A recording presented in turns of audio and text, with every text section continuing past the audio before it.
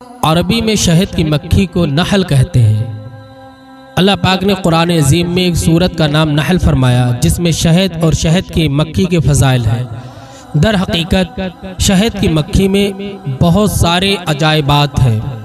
आदमी जब उनमें गौर व फिक्र करता है तो वो अल्लाह पाक की कुदरत का इतराफ़ करता है कि ऐ मेरे मालिक, तेरी मखलूक बहुत ही बाकमाल है। तूने जिसे जैसा पैदा किया है यकीनन उसकी कोई नज़ीर नहीं, कोई मिसाल नहीं, और करोड़ों किस्म की अल्लाह पाक की मखलूक है और हर मखलूक दूसरे से जुदा है। अल्लाहु अकबर।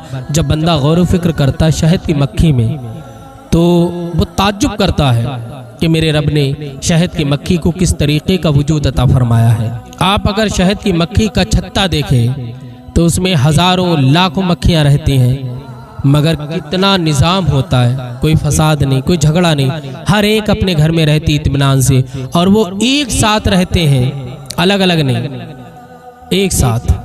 ये पैगाम देते लोगों को, ऐ लोगों, एक होकर रहोगे तो कामयाब रहोगे। और कुरान का भी फरमान है वातसिमू बिहब्लिल्लाहि जमीआ, कि ऐ लोगों, अल्लाह की रस्सी को मजबूती से पकड़ दो, अहले ईमान एक हो जाओ।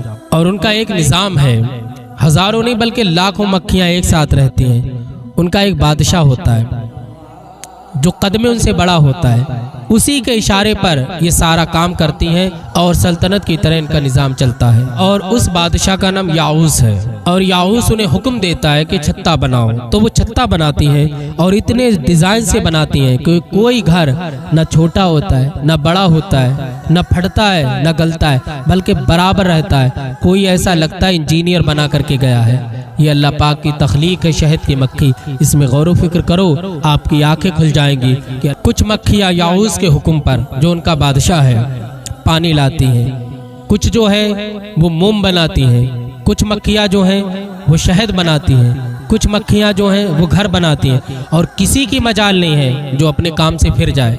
वो अपनी जिम्मेदारी समझती हैं कि हमारे बादशाह ने जो हमें काम दिया है वो हमें करना है।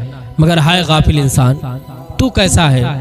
तुझे अल्लाह पाक ने हुक्म दिया कि नमाज पढ़, तुझे अल्लाह पाक ने हुक्म दिया कि झूठ ना बोल, तुझे अल्लाह ने हुक्म दिया कि शराब ना पी, मगर तू वो काम क्यों करता है जो तेरे बादशाह ने मना फरमाया है? वो काम कर जो तेरे बादशाह ने हुक्म दिया है, जो अल्लाह पाक ने हुक्म दिया वो काम करो। एक शहद की मक्खी नहीं भागती है, तुम क्यों भाग रहे हो रब के फरमान से? ऐ लोगों, शहद की मक्खी से इबरत लो।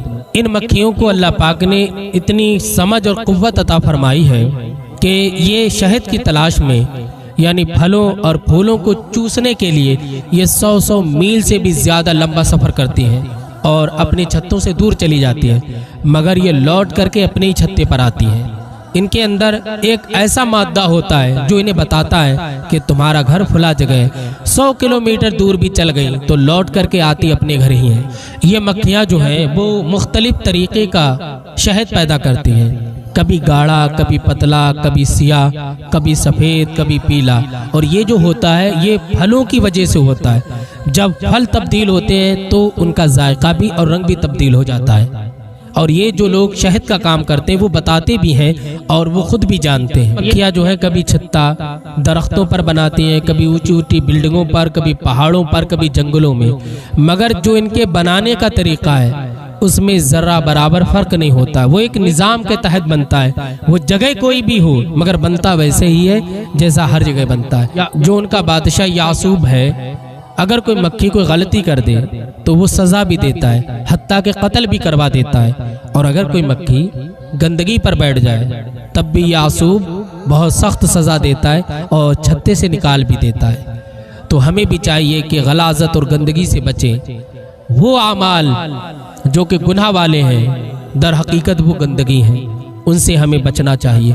जब एक शहद की मक्खी गंदगी पर नहीं बैठती है तो आप लोग गंदगी क्यों इख्तियार कर लेते हैं? क्यों गुनाहों के रास्ते पर चले जाते हैं? क्यों अल्लाह की नाफरमानी करते हैं? बचो और शहद की मक्खी से इबरत लो। इसमें बहुत सारे अजायबात हैं कि बंदा गौर व फिक्र करे ना तो अपनी ज़िंदगी में बदलाव ला सकता है।